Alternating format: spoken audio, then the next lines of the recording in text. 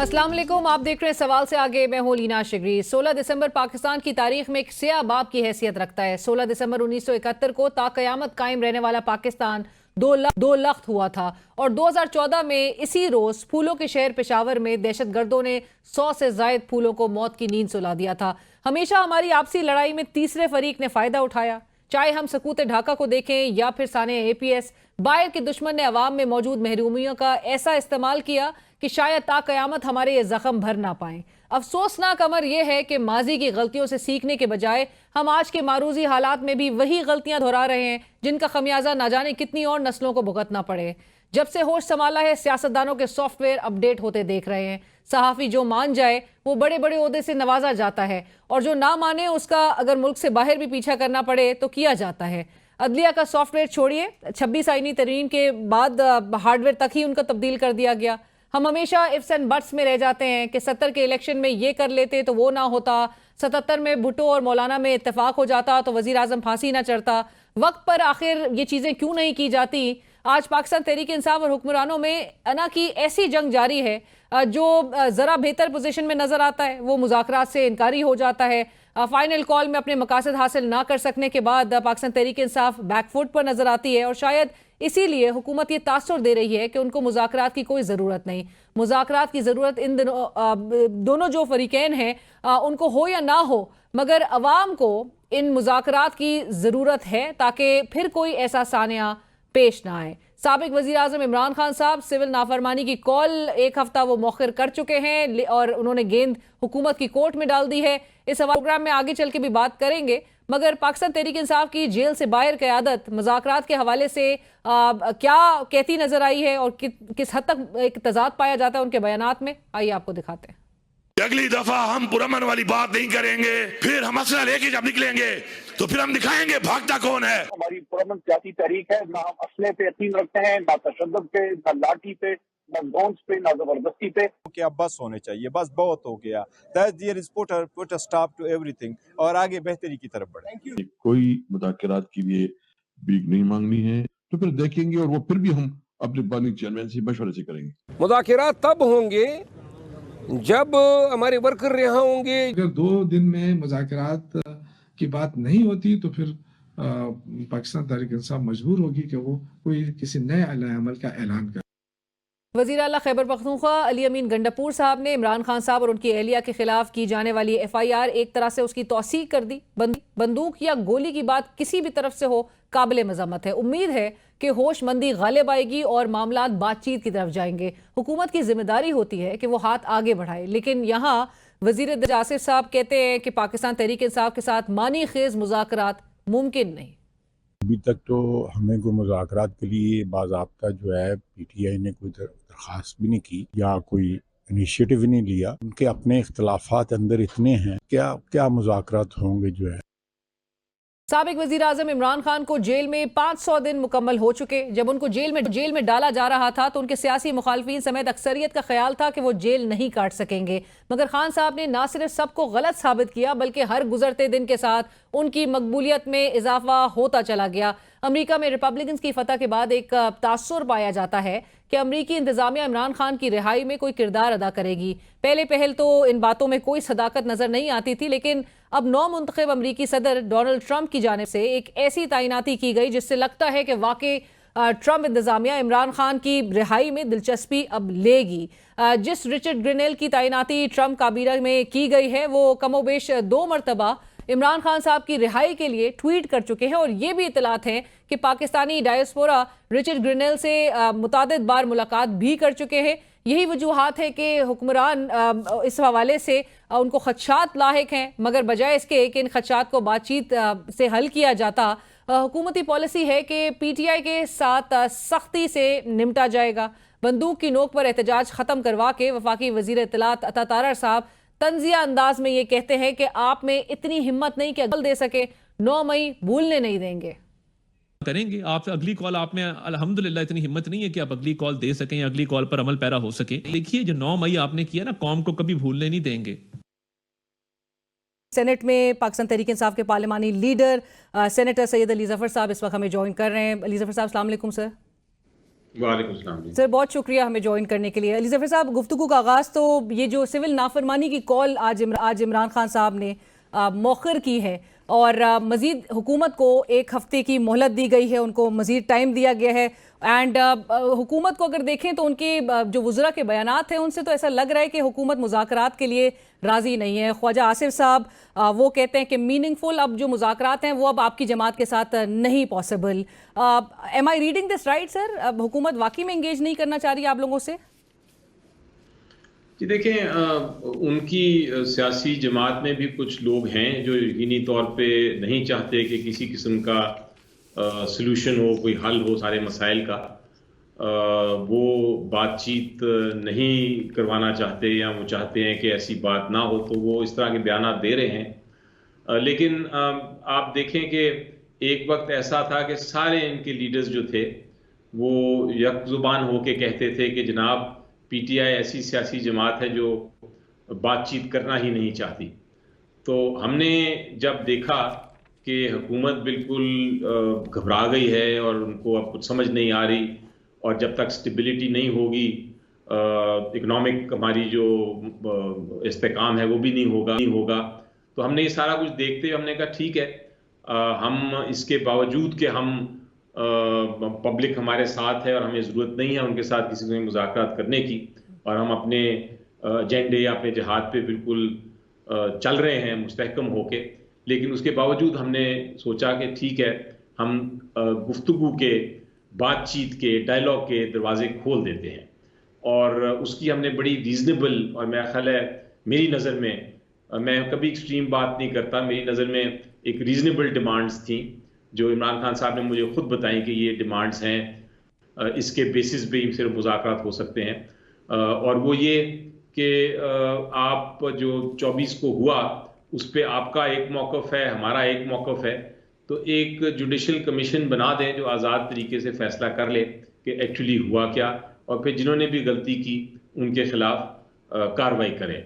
ये एक बड़ी रीजनेबल बात थी। इसमें एक इंडिपेंडेंट आज़ाद अगर कमीशन फैसला कर देती है तो बड़ी अच्छी बात है।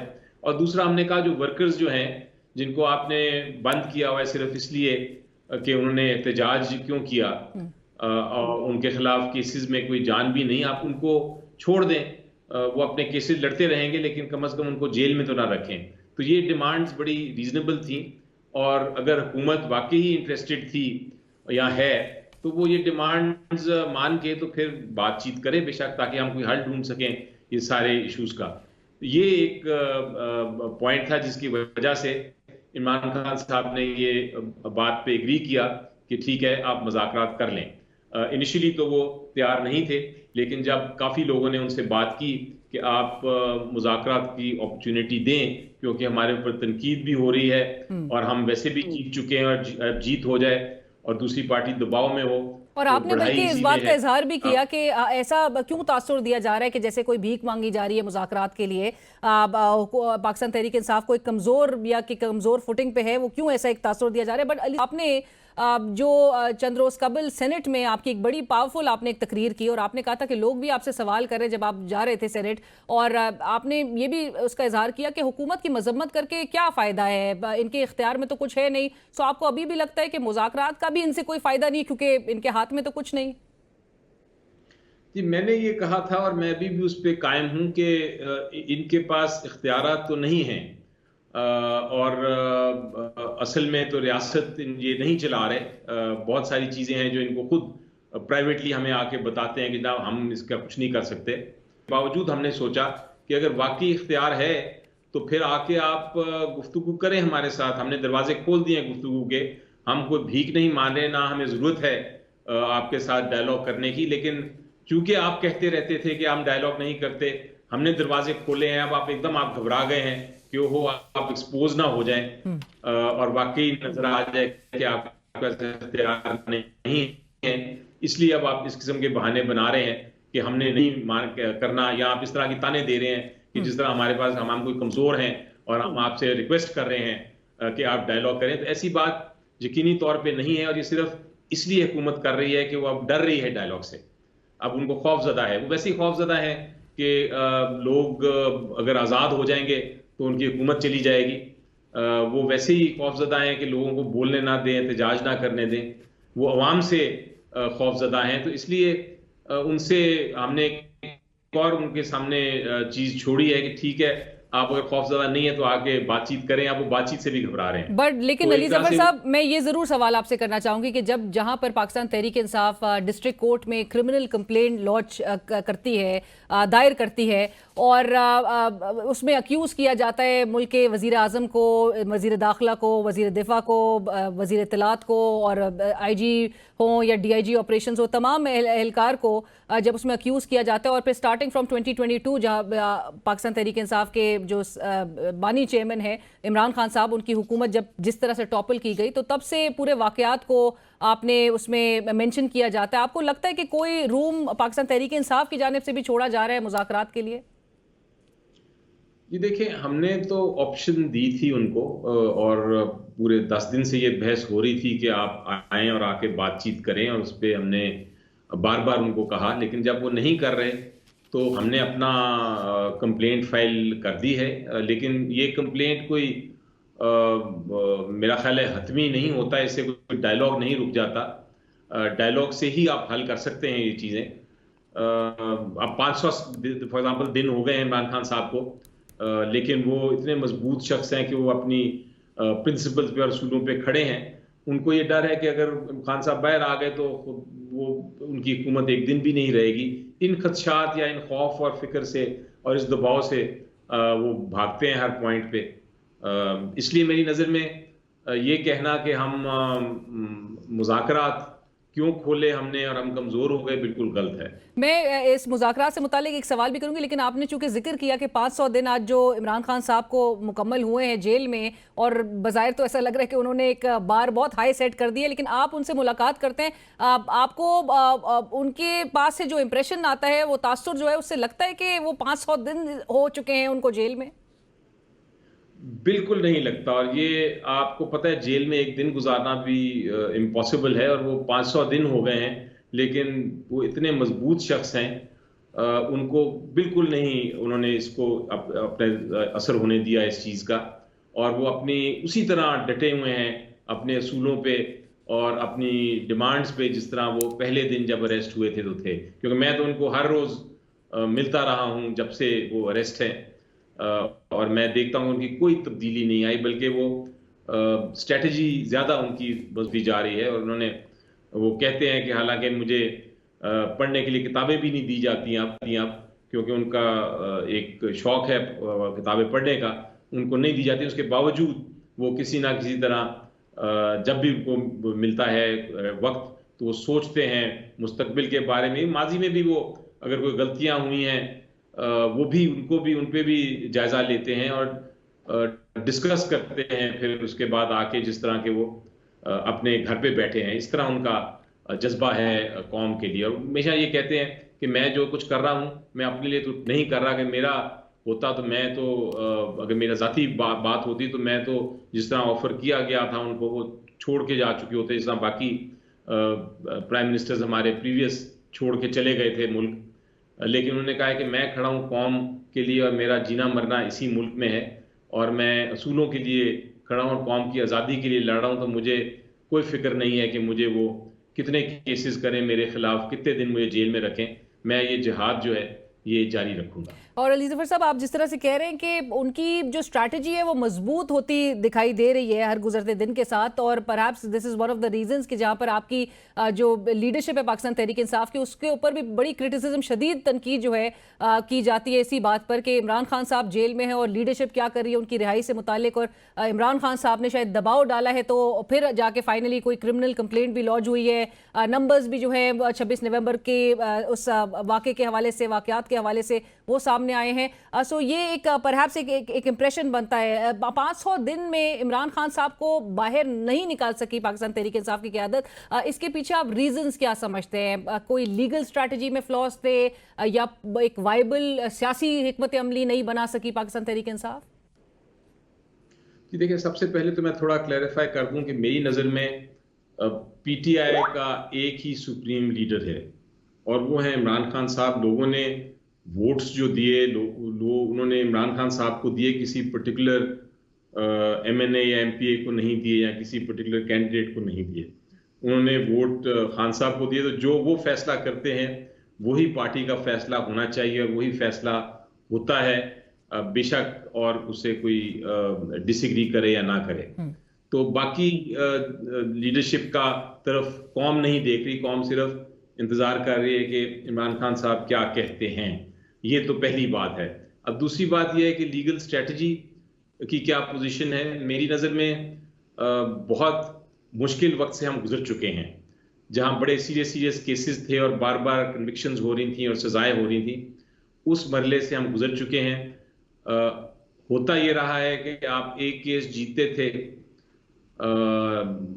हाई कोर्ट से या सुप्रीम कोर्ट से, तो दूसरा केस नीचे फाइल हो जाता था।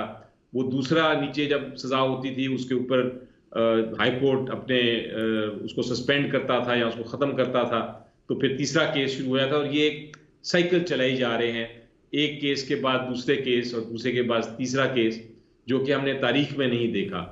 और एक अब एक FIR, एक मर्डर FIR अब इमरान खान साहब और उनकी एहलिया फेस करते हैं। ये कितना अलार्मिंग है अली जफर साहब? एंड हमने तो अभी रिसेंटली देखा कि सुप्रीम कोर्ट ने 45 साल बाद जो है ये एडमिट किया कि जुल्फिकार अली भुट्टो साहब को एक फेयर ट्रायल नहीं मिला। सो आप अभी इस FIR को किस तरह से और क्या कंसर्न्स है आपकी जमात के इस पे? देखिए जी, जहां तक कानून की बात है और कानून की बात मैं कर सकता हूं बड़े आसानी से एक वकील की हैसियत से, तो उसमें तो कोई फिक्र की बात नहीं। FIR में कोई ऐसी जान नहीं। वो जेल में बैठे हैं और जेल में बैठ के उनके खिलाफ जो इल्ज़ाम लगाए जा रहे हैं वो बिल्कुल बेबुनियाद हैं और किसी तरह उसमें कन्विक्शन का चांस नहीं है कानूनी तौर पे। लेकिन यहाँ चूंकि कानून स्पेशली लोअर कोर्ट्स में कोई ज़्यादा फॉलो नहीं किया जाता और जिस तरह ये जेल ट्रायल उनके हो रहे हैं वहाँ कानून का नाम निशान नहीं है, तो कुछ भी हो सकता है और उस हद तक तो फिक्र ज़रूर होती है। लेकिन अल्टीमेटली उसका फाइनल जो जब आप by the time supreme court high court तक पहुँचते हैं तो कोई फिक्र की बात नहीं है। राइट अली साहब, लास्ट में जो हम बात कर रहे थे कि आपकी पाकिस्तान तहरीक इंसाफ के अंदर जो डिविजन्स पाई जाती हैं, इवन सिविल डिसोबीडियंस की जो कॉल है, चूंकि एक हफ्ते बाद अगर इमरान खान साहब ने ये कॉल दे दी तो उस पर भी एक बहुत ही एक तजाद पाया गया है, एक डिफरेंस ऑफ ओपिनियन है। कॉल के लिए तैयार नहीं नजर आती पाकिस्तान तहरीक इंसाफ की क़यादत। और एक तरफ गौहर खान साहब जो चंद रोज कबल, 2 रोज कबल बल्कि, उन्होंने कहा मुज़ाकरात होने चाहिए, अनकंडीशनल होने चाहिए और हर स्टेज पर होना चाहिए, कॉम्प्रहेंसिव मुज़ाकरात होने चाहिए। But at the same time उसी रोज बल्कि अली अमीन गंडापुर साहब उन्होंने बड़ी जारहाना तकरीर की और उन्होंने कहा कि अगली दफा हम पुरअमन वाली बात करेंगे ही नहीं, पुरअमन के नारे के बगैर हम निकलेंगे और हम असला लेकर निकलेंगे, देखेंगे फिर भागता कौन है, किसमें कितनी गैरत है, किसमें कितनी जवान मर्दी है। इस किस्म की गुफ्तगू करना ये पाकिस्तान तहरीक इंसाफ खुद से मीडियम चेंज क्यों कर देती है फिर अचानक? देखिए जी, मेरी बात हुई थी इमरान खान साहब के साथ इसके ऊपर और उनका बड़ा वाज़ेह पॉइंट था। उन्होंने कहा था कि सिविल डिसोबीडियंस का जो इशू है मैंने फैसला कर लिया है और मैं इसको अनाउंस करूंगा और मैंने अनाउंस कर दिया है और मेरी ये डायरेक्ट बात ओवरसीज पाकिस्तानीज के साथ है। ये मैंने उनको डायरेक्ट पैगाम दिया, इसमें लीडरशिप का मानना या ना मानने का कोई ताल्लुक नहीं है। जफर साहब, गंडापुर साहब जो कहते हैं कि हम पुरअमन वाली बात भी नहीं करेंगे अगली दफा और हम असले के साथ आएंगे, आप और दीगर जो क़यादत है वो क्या अपने आप को अलाइंड समझती है इस किस्म के मौक़िफ़ से? जी देखिए, मेरी नज़र में तो एहतजाज का हक, पुरअमन एहतजाज का हक हर एक का है, वही आईनी हक है और वो हम इसलिए मैं समझता हूँ कि PTI हक पे थी और आइन के साथ थी और कानून के साथ थी, क्योंकि हमारा जो पिछला एहतजाज था 24 वाला वो बिल्कुल पुरअमन एहतजाज था और हुकूमत इसलिए आइन के खिलाफ थी, कानून के खिलाफ थी और कौम के खिलाफ थी क्योंकि वो ये आइनी हक से रोक रही थी। तो इसलिए मैं तो कानूनी तौर पे बड़ा वाज़ेह तौर पे बता दूं कि मेरी नज़र में एहतजाज का हक पुरअमनी होना से हो सकता है, उसके अलावा आपका कोई हक नहीं। Right, thank you so much. बहुत शुक्रिया अली जफर साहब for joining us and sharing your view. इसी के साथ ही बढ़ेंगे हम एक ब्रेक की तरफ। और नाज़रीन, इस वक्त पाकिस्तान तहरीक इंसाफ के साथ मुज़ाकरात के लिए क्या हुकूमत तैयार है या ये मुज़ाकरात के हवाले से उनको ग्रीन सिग्नल अभी तक नहीं मिला है, क्योंकि इसी किस्म का तासुर पैदा हो रहा है या किया जा रहा है। हमें ज्वाइन कर रहे हैं इस वक्त बैरिस्टर अकील मलिक साहब, आप हुकूमती तर्जुमान हैं on law and justice. Barrister साहब अस्सलाम वालेकुम, thank you for joining us. Barrister साहब, गुफ्तगू का आगाज इसी बात से कि आज इमरान खान साहब ने आप लोग के लिए थोड़ी ज़रा एक रिलीफ या एक साई ऑफ रिलीफ, इसको ज़रूर परहैप्स आप बताएंगे बेहतर कि समझा जा रहा है कि नहीं, कि उन्होंने सिविल नाफरमानी की जो कॉल थी वो एक हफ्ते तक मौखर कर दी है, डिले कर दी है, डेफर कर दी है, and he is given the government more time कि आप सोच लें मुज़ाकरात के हवाले से। सो क्यों नहीं आप लोग पाकिस्तान तहरीक इंसाफ के साथ इंगेज करना चाह रहे हैं, क्यों एक रिलक्टेंस देखी जा रही है? बिस्मिल्लाहिर्रहमानिर्रहीम। अलीना साहिबा, बहुत बहुत शुक्रिया। देखिए, बिल्कुल रिलक्टेंस नहीं है हमारे पार्ट पे। आई थिंक जब 10 महीने से हम एक बात को कंसिस्टेंटली बार बार और 12 दफ़ा हमने मुज़ाकरात की पेशकश की और बार बार कहते रहे, हमारे साथ इत्तेहादी भी कहते रहे, the only way forward is dialogue, and of course we stand by it, और हम बिल्कुल डायलॉग की बात करते हैं और अभी भी हम डायलॉग ही की बात कर रहे हैं। लेकिन हमें थोड़ी सी जो है ना एक स्टेप बैक लेके हमने देखा कि ये चेंज ऑफ हार्ट, ये चेंज ऑफ पोजीशन या एक सिग्निफिकेंट डिपार्चर जो स्टेटेड पोजीशन थी उससे कैसे हुआ और क्यों हुआ। So we trying to analyse this at this particular time. B, दूसरी बात यह है कि इनकी पार्टी के अपने ही लीडरान की आप स्टेटमेंट्स प्लीज चलाएं। मैं तो आपको कहूँगा कि अवाम को भी दिखाएं, कौम को भी दिखाएं कि बैरिस्टर गौहर साहब कहते हैं बिल्कुल मुज़ाकरात होने चाहिए, गैर मशरूत होने चाहिए। अली अमीन गंडापुर साहब कहते हैं नहीं जी, जब तक हमारे लोगों को रिहा नहीं करेंगे तब तक मुज़ाकरात नहीं हो सकते। इसी तरह जो है दीगर पार्टी के लोग, इतनी कन्फ्यूजन है इनकी आपस की लड़ाई में या अपने ही जो स्टेटमेंट्स हैं, whether that's Sher Afzal Marwat, whether that's Omar Ayub साहब, whether that's somebody else, XYZ, जितने लोग उठा के देख लें, हर किसी की एक अपनी नई बात है। तो मुज़ाकरात ऐसे कैसे शुरू हो सकते हैं? एंड लास्टली मैं ये जरूर कहूंगा कि the biggest concern that the government currently has or holds against any sort of dialogue के प्रोसेस को या प्रोसीजर को इनिशिएट करने से पहले वो ये है कि गारंटी कौन देगा कि जो मुज़ाकरात का अमल अगर शुरू भी हो गया और मुज़ाकरात हो भी गए और मुज़ाकरात में जो कुछ तय पाया जाएगा उसमें मनोहन एग्जीक्यूशन भी होगी, उसकी पासदारी भी होगी और उस पर अमल दरामद भी कराया जाएगा। This is one of our biggest concern, because right now अभी तक तो यही नजर आ रहा है कि जो बाहर बैठी है पार्टी की आदत जितनी भी, वो सीरियसनेस लेवल उनका उस तरह रिफ्लेक्ट ही नहीं हो रहा। वो अडयाला उनकी पेशी होती है और अडयाला में जो मौसूफ बैठे हैं वो कहते हैं जी बाहर तो सब कुछ गुडी गुडी है, आप तो सब अच्छे की रिपोर्ट दे रहे हैं। और मुज़ाकरात की जहां तक बात है, नहीं, वो बहरहाल शायद उनकी स्ट्रैटेजी हो सकती है कि वो अपनी पार्टी पर एक दबाव डालना चाह रहे हैं इमरान खान साहब, बट उनकी पार्टी में डिविजन्स हैं। वो चले, पाकिस्तान तहरीक इंसाफ का इंटरनल एक मैटर जरूर है, लेकिन ये जो तासुर उनकी तरफ से दिया जा रहा है कि मौजूदा हुकूमत के हाथ में तो कुछ भी नहीं है, उनके पास तो इख्तियार नहीं है। सो क्या ऐसी ही बात है कि एस्टैब्लिशमेंट की तरफ से आप लोग को अभी तक ग्रीन सिग्नल नहीं मिला है, या फिर गवर्नमेंट इटसेल्फ बिलीव्स के Pakistan Tehreek Insaf has been cut to size और अब इनसे मुज़ाकरात का कोई फायदा नजर नहीं आ रहा?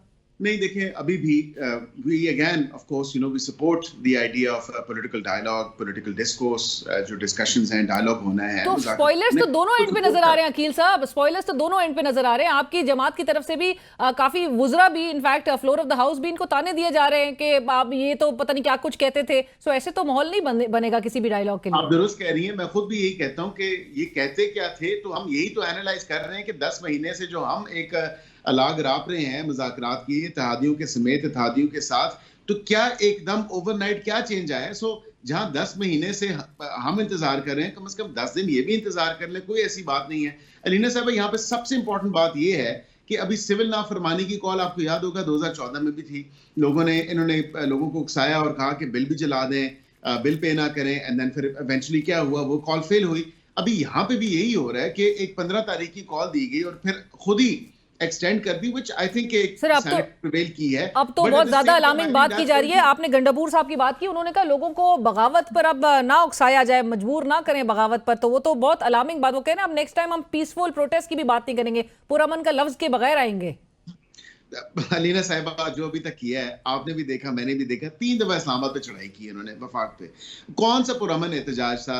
कंटेनर्स को स्टेट मशीनरी इस्तेमाल करके चले उन्होंने रिमूव कर दिया, फिर डायरेक्ट फायरिंग इस दफा की गई और तशद्दुद किया गया पुलिस एहलकारों पे, लॉ एनफोर्समेंट एजेंसीज के ऑफिशियल्स पे। मतलब दिस इज सर, उनकी 12 शहादतें कैसे हो गई? पुरअमन तो कहीं से नहीं था, सॉरी। लेकिन उनकी 12 शहादतें कैसे हो गई जो वो ऑन रिकॉर्ड लेकर आ गए हैं? उन्होंने क्रिमिनल कंप्लेंट आपकी हुकूमत के खिलाफ दायर कर दी है डिस्ट्रिक्ट कोर्ट में। देखिए वो एक मैटर है, वो सब्जेक्टिस है, वो 23 तारीख को टेकअप होगा। लेकिन जो शहादतों की बात कर रहे हैं, मैं इसमें बड़ा क्लियर हूँ। मैंने पहले दिन से ये बात, और शायद आपके प्रोग्राम में भी ये बात की हो इससे पहले, कि शहादतें बिल्कुल हुई होंगी इनकी तरफ से, मैं ये नहीं कह रहा, उसको डिनाई नहीं किया जा रहा। लेकिन एक बात बहुत जरूरी है कि कटी पहाड़ी के मकाम से लेके ब्राह्मा बातें तक जब डायरेक्ट पुलिस फायरिंग की गई, पुलिस पार्टी पे जब डायरेक्ट तशद्दुद किया गया और उनको गोलियां मारी गई, एक जख्मी किया गया, तमाम चीज, तो डेफिनेटली वहां पे जवाबी कार्रवाई जरूर हुई होगी लॉ एनफोर्समेंट एजेंसीज की ऑफिशियल्स की तरफ से, under the of course pretext of in self defence generally. 9 मई का चाहे वो वाकयात हो या फिर 26 नवंबर के प्रोटेस्ट का मामला हो, इसकी जुडिशियल इंक्वायरी होनी चाहिए। देखिए मैं बिल्कुल इस चीज को सपोर्ट करता हूं, लेकिन एक विद वन कंडीशन, वो ये है कि जब मुज़ाकरात की बात होगी तो फिर ये नहीं हो सकता कि आप 2 पॉइंट एजेंडा थमा दें और आपके सिर्फ इसी पे बात होनी है। The dialogue or the discourse should be all encompassing on the wider end of the spectrum आपने करना है, on the broader end of the spectrum करना है। उस मुज़ाकरात में हमने कहीं भी नहीं कहा कि ये चीज नहीं हो सकती, या ये चीज हम अंडर डिस्कशन या जेरे गौर या जेरे बहस नहीं तो ये आ सकती है, बट वो रिहाई का जहां पर मुतालबा कर रहे हैं, जब वो दूसरा मुतालबा कह रहे हैं कि आप रिहा करें उनके तमाम जो अंडर ट्रायल वर्कर्स हैं और लीडरशिप के जो लोग हैं बशमूल इमरान खान साहब के, वो नेक्स्ट टू इम्पॉसिबल।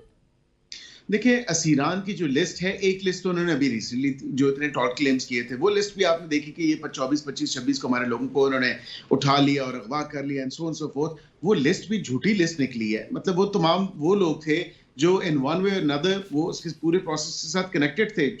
ये जो इन्होंने धरना दिया, धरना देने के लिए जो आ रहे थे, सर 139 क्रिमिनल कंप्लेंट का हिस्सा है वो फेहरिस्त, 139 मिसिंग वर्कर्स हैं उनके। वो लिस्ट आई थिंक आप उसको अगर थोड़ा सा, मैं अगर आप कहती हैं तो मैं आपको वो लिस्ट भिजवा देता हूँ। जो ड्रामा या झूठ बोला गया उस लिस्ट में, वो आपने देखा। मैं आपको I can send you that list because we at the government's level we have verified that list, और उसकी हमने पूरी वेरिफिकेशन करके हमने बताया कि जी ये लोग अटक जेल में है, ये लोग अडयाला जेल में है और ये लोग जेएलएम जेल में है। जहां से वो पकड़े गए उसके बाद उनको वहां पे बिल्कुल कानून हरकत में आया। कानून हरकत में आते हुए उसके बाद फिर आइडेंटिफिकेशन परेड्स हुई। जो लोग उसमें मुलव्वस नहीं थे हमने लोगों को रिहा भी किया।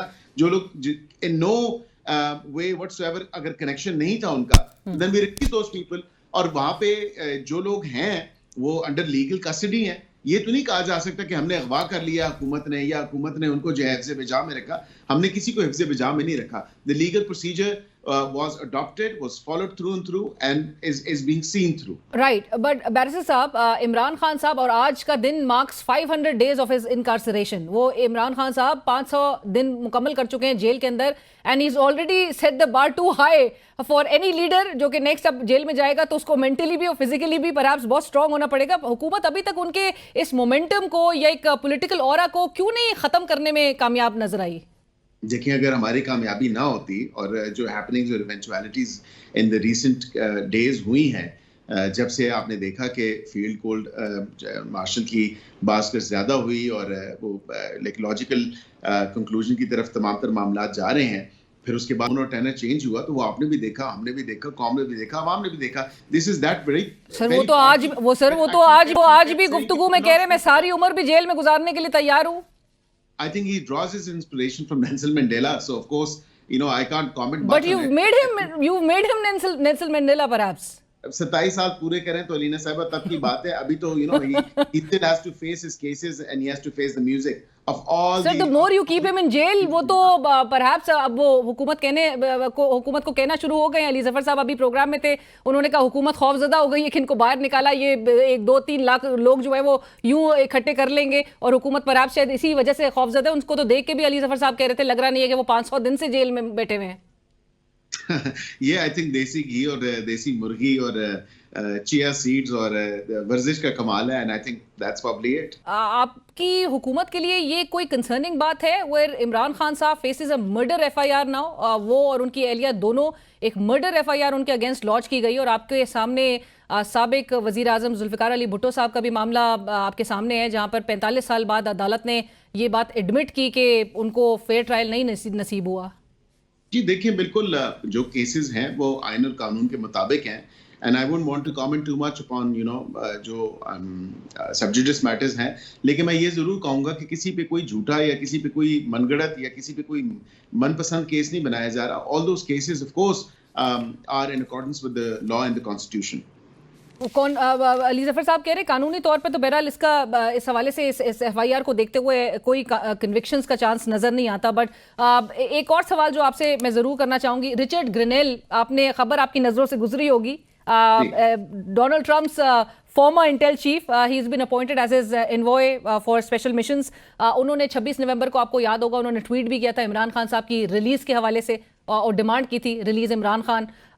कोई हुकूमत के लिए परेशानी बढ़ गई है इनकी अपॉइंटमेंट से? बिल्कुल भी नहीं. और देखें, अगर अमेरिका की जो पॉलिसी है वो आपके सामने है, क्योंकि उन्होंने वाज़ेह तौर पे वेनेजुएला का और नॉर्थ कोरिया का नाम लिखा है. And that's the domain of very specifically has been defined by the US government कि वो वहाँ के लिए हमने एनवॉय किए हैं और वो वहाँ पे जाएंगे. पाकिस्तान को तो ना नाम है, ना जिक्र है, ना इस रीजन के हवाले से. दूसरी बात ये है कि मेरे लिए तो बड़ी वैसे एस्टॉनिशिंग बात थी कि डोनाल्ड लू पे किस तरह के इल्जामात लगाए इस पार्टी ने, अमेरिकी हुकूमत पे किस तरह के इल्जामात लगाए. और I think this is an eye opener for the entire nation. They need to see and they need to obviously realise कि ये एक दफा तो इल्जाम लगाते हैं कि अमेरिकी साजिश नामंजूर और डोनाल्ड लू ने इनकी हुकूमत को गिराई, और अब जो है वो ये जो नए एनवॉय आए हैं ग्रेनेल साहब और इनके साथ डोनाल्ड ट्रंप अगर हुकूमत में आ रहे हैं और जनवरी में अपना वो ओथ लेंगे 20 जनवरी उसकी तरफ अब उसकी तरफ देखा जा रहा है. बैरिस्टर साहब, सहाफियों से मुतालिक आजम नज़ीर तारर साहब वजीर कानून, वो कहते हैं कि सहाफी हज़रात हमारे माशरे की नब्स जो है वो बताते हैं और उनकी जो ट्रोलिंग करने वाले एलिमेंट्स हैं उनके खिलाफ इंक्वायरी का बाकायदा तौर पे हुकूमत ने हुक्म दे दिया है. इरफान सिद्दीकी साहब वो भी आज कह रहे थे हम सहाफियों से पूरी इज़हार यकजहती करते हैं, but you also do know कि इस वक्त जब आप ये उन ट्रोलिंग एलिमेंट्स या सहाफियों के खिलाफ जो कि प्रोपेगेंडा हो रहा है या उनको टारगेट किया जा रहा है, जब आप ये हुक्म इंक्वायरी का दे रहे हैं तो साइमल्टेनियसली इधर मुल्क में जो सहाफ़ी हैं हमारे वो एफआईआर्स भी फेस कर रहे हैं. जी बिल्कुल, मेरी नज़र से गुजरी है यूट्यूबर्स और आई थिंक 3 से 4 सहाफ़ी हैं उनके बारे में भी. And I think of course जो investigative agency, it's very unfortunate, but लेकिन अगर उन्होंने फैक्ट चेकिंग के बगैर, फैक्ट वेरीफाई किए बगैर, सोर्स की जो इन्फॉर्मेशन थी उसको चेक या जर्नलिस्टिक एथिक्स को फॉलो किए बगैर, जो स्टैंडर्ड्स हैं या बेस्ट प्रैक्टिसेस हैं उनको फॉलो किए बगैर अगर कोई रिपोर्टिंग की है जो कि मिस रिपोर्टिंग है या हकीकत से मुनाफी है, सो ऑफ कोर्स एक बिल्कुल जो इन्वेस्टिगेटिव अथॉरिटी है वो उसके ऊपर काम कर रही है, वो देख रही है. गो कि मैं बजाते खुद समझता हूँ कि सहाफ़ियों को भी जो है थोड़ा जर्नलिस्टिक एथिक्स और जो स्टैंडर्ड्स हैं उनको फॉलो करना चाहिए. बट ऑफ कोर्स अब ये मतलब तनकीद करें तो आवाज दबाना जो है वो हुकूमत की स्ट्रैटेजी होगी? नहीं, आवाज किसी की भी नहीं दबाई जा रही और ना ही हमारी हुकूमत की ये पॉलिसी है कि हम किसी की आवाज दबाएं. कतई हमारी ये कोई पॉलिसी नहीं है. और मैं आपको ये जरूर कह सकता हूँ कि जो भी इन्वेस्टिगेशन में फिजल आउट होगा, जो भी चीजें देखी जाएंगी, जो भी चीजें सामने आएंगी in terms of the material, क्योंकि ज्यादातर वीलॉग्स और ज्यादातर अकील साहब आपकी हुकूमत है पिछले 2 साल से, और ऐसे में जो रिपोर्टर्स विदाउट बॉर्डर्स है आरएसएफ, उन्होंने फिगर्स रिलीज किए हैं. They have placed Pakistan on number 2, यानी कि फलस्तीनी वो जो तमाम ट्रिप है उसके बाद पाकिस्तान दूसरा खतरनाक तरीन मुल्क है जर्नलिस्ट के लिए, जहां पर 7 हलाकतें सिर्फ 2024 में सहाफियों की हो चुकी है.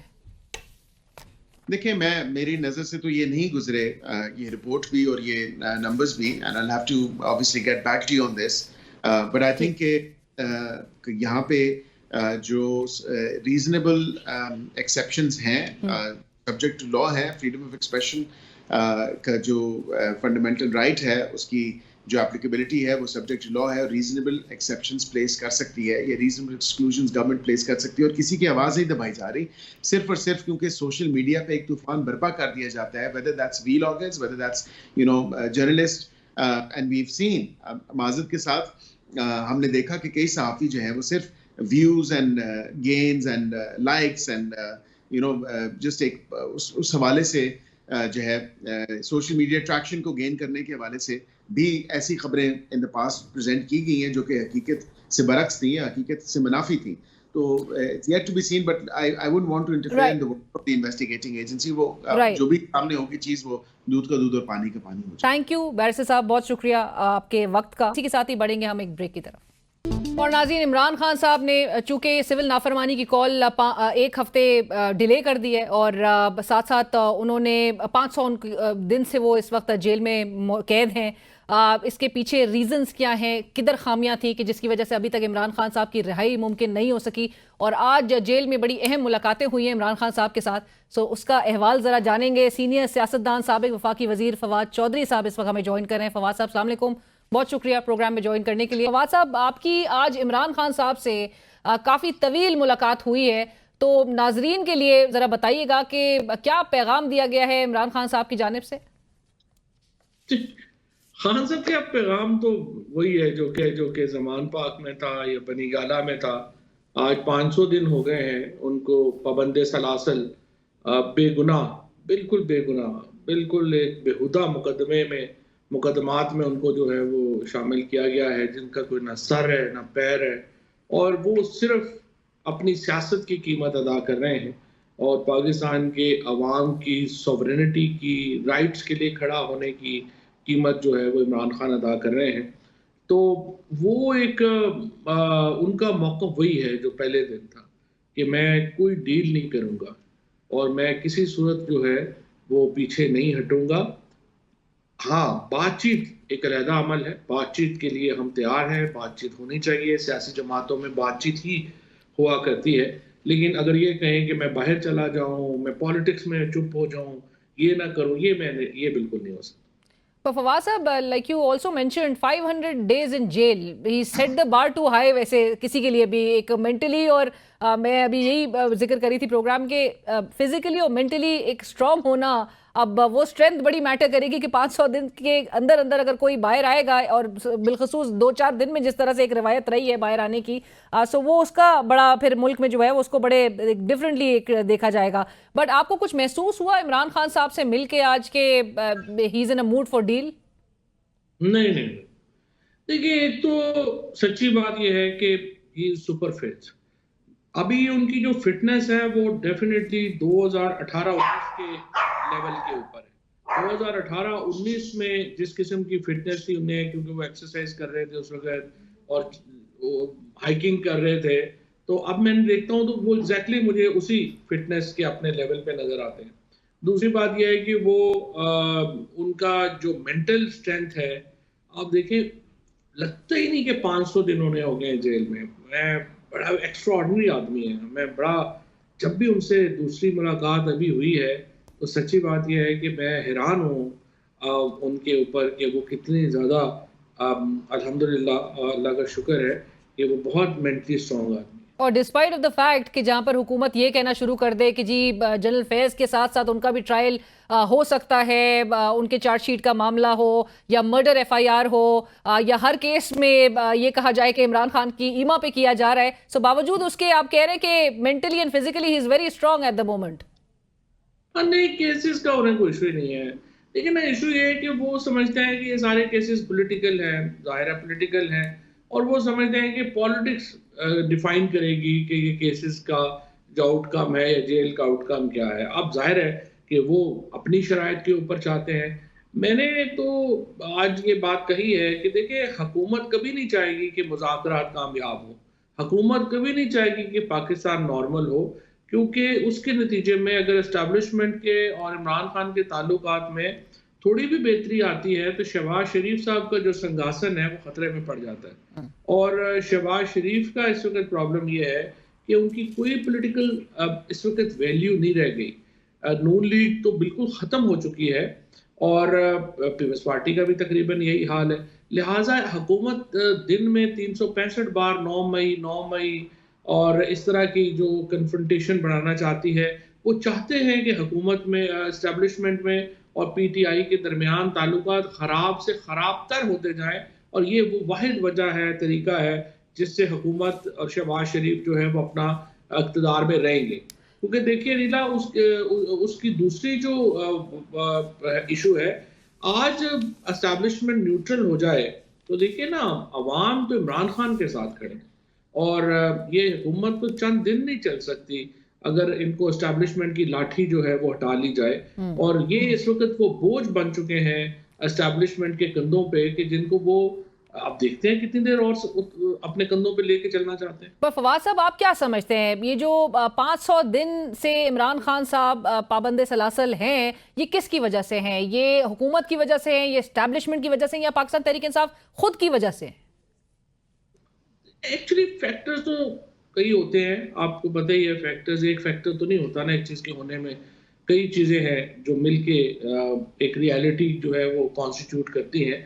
लेकिन मेन वजह तो एस्टैब्लिशमेंट का और तहरीक इंसाफ का या पीटीआई का जो झगड़ा है, वो मेन वजह तो वही है। और उसके अंदर पॉलिटिक्स जो चाहिए वो अब जाहिर है कि पार्टी नहीं कर सकी। मेरा तो मानना यही है कि अगर इमरान खान आज जेल से बाहर आते हैं तो फिर देखिए सारे मामला जो हैं वो बदल जाएंगे, क्योंकि जो उनका इस वक्त पॉलिटिक्स पे जो ग्रिप है, जो चीज़ें हैं पीटीआई के अंदर, तो जाहिर है कोई इस वक्त लीडरशिप नहीं है जो इस तरह से उनको जो है वो कोई संभाल सके। लेकिन जो मामलात हैं इस वक्त उनको अंदर रखने में, उसमें पीटीआई की जो पॉलिटिक्स का फेलियर और हुकूमत की ये ख्वाहिश कि एस्टैब्लिशमेंट में और पीटीआई में जो तनाज़ा है ये बढ़ता जाए, और पीटीआई की जो अग्रेसिव लाइन है और एस्टैब्लिशमेंट की जो अग्रेसिव लाइन है पीटीआई के खिलाफ, ये 4-5 फैक्टर्स हैं जिन्होंने पाकिस्तान को बहुत बुरी तरह मुतासर किया। देखिए फवाद साहब, ये जो पाकिस्तान तहरीक इंसाफ के अंदर डिवीजन जो है जो पाई जाती है इस वक्त, और वो बड़ा हुकूमत को भी परहैप्स एक इस पर कैपिटलाइज करने को बहुत मवाद मिल चुका है, जहां पर गौहर खान साहब वो समझते हो कि जी मुज़ाकरात एक कॉम्प्रिहेंसिव मुज़ाकरात होना चाहिए और हर स्टेज पे मुज़ाकरात होना चाहिए। लेकिन अली अमीन गंडापुर साहब के और उसी दिन के जिस दिन गौहर साहब ये बात कह रहे हो कि हम अब अगली दफ़ा जो है वो पुरअमन का लफ्ज़ भी इस्तेमाल किए बगैर एक असले के साथ आएंगे और फिर देख लेंगे कि किस में कितनी हिम्मत है। ये क्या बता रहे हैं हमें पाकिस्तान तहरीक इंसाफ की क़यादत के हवाले से? पहली बात तो है कि I think this is reading too much into the statement of Ali Amin Gandapur.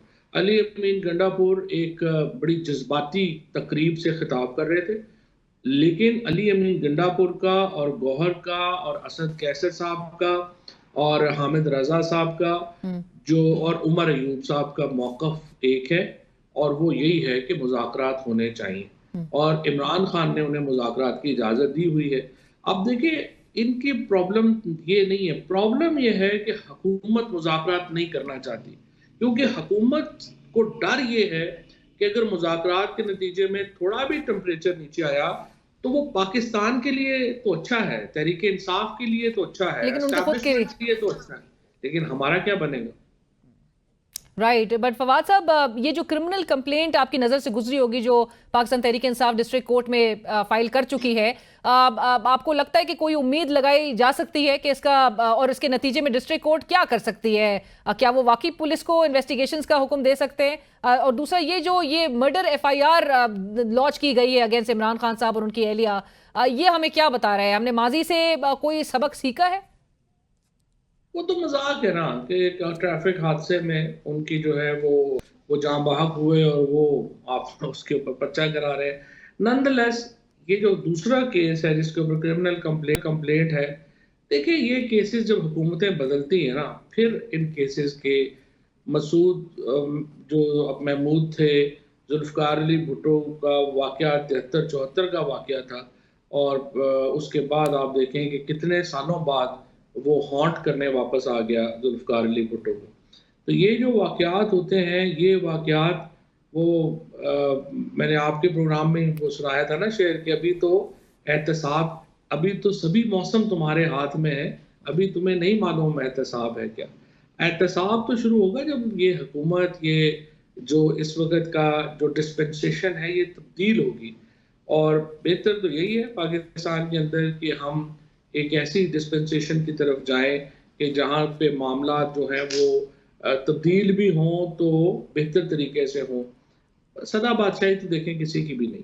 Right Fawad साहब, आखिर में ज़रूर जानना चाहूँगी, हुकूमत तो अगरचे इस जो रिचर्ड ग्रिनेल की अपॉइंटमेंट है बतौर एनवॉय फॉर स्पेशल मिशंस और ट्रम्प साहब के वो बड़े एक लॉयलिस्ट रहे हैं। आपको याद होगा उन्होंने ट्वीट भी की थी, इमरान खान साहब की रिलीज का मुतालबा किया था उस ट्विटर पोस्ट के जरिए। हुकूमत ये तासुर दे रही है कि कोई फ़र्क नहीं पड़ता इनकी अपॉइंटमेंट से, और डोनाल्ड ट्रंप के इलेक्शन से कबल वो ये तासुर दे रहे थे कि हम भी यहाँ पर बैठे हैं, देख लेंगे इलेक्शंस में क्या होता है, और अभी 20 जनवरी से भी वो कह रहे हैं कि देख लेंगे आगे क्या होगा। आपको क्या लगता है इस अपॉइंटमेंट से एक कॉज ऑफ कंसर्न है ये मौजूदा हुकूमत के लिए?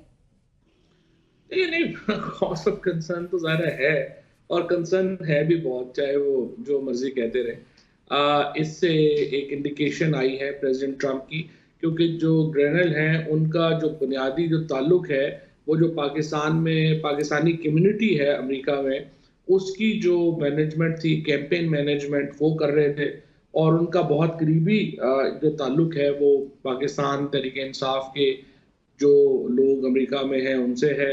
उसके बाद उनका जो इन्फ्लुएंस है प्रेसिडेंट ट्रंप पे, अच्छा अगर आप पिछली दफ़ा भी वो देखें जब वो जर्मनी में एम्बेसडर थे, कहने को तो वो जर्मनी में एम्बेसडर थे, लेकिन कहा जाता था कि यूरोप पूरे की जो पॉलिसी है वो ग्रेनल जो है वो चला रहे हैं, और यूरोप को उन्होंने जकड़ के रखा था अपनी एम्बेसडरशिप में। So he is not an easy man. He उनकी बड़ी शोहरत है एक सख्तगीर एडमिनिस्ट्रेटर के तौर के ऊपर। लेट्स सी कि उन्होंने जो बातें की हैं, फिलहाल तो वेनेजुएला और नॉर्थ कोरिया उनके मिशंस हैं, पाकिस्तान उसमें शामिल होता है, अफगानिस्तान उसमें शामिल होता है, देखते हैं, कुछ दिन इंतजार करना पड़ेगा। राइट फवाद साहब, आखिरी सवाल, और अगरचे मुझे ये सबसे पहले आपसे बल्कि पूछना चाहिए था, 10 साल गुजर चुके हैं साने APS को, और 10 साल में हमारा मुल्क दहशतगर्दी को कम्प्लीटली वाइप ऑफ करने में नाकाम क्यों नजर आता है? क्योंकि हम अफगानिस्तान के हमसाए हैं, और इसके लिए जो इमरान खान ने पॉलिसी बनाई थी, कामयाब तरीन पॉलिसी थी, कोई हल नहीं है आपके पास सवाए इसके कि आप एंगेजमेंट में आए। Right, thank you so much, बहुत शुक्रिया फवाद चौधरी साहब आपके वक्त का। प्रोग्राम की टीम अलीना शिकरी को इजाजत दीजिए, अल्लाह हाफिज।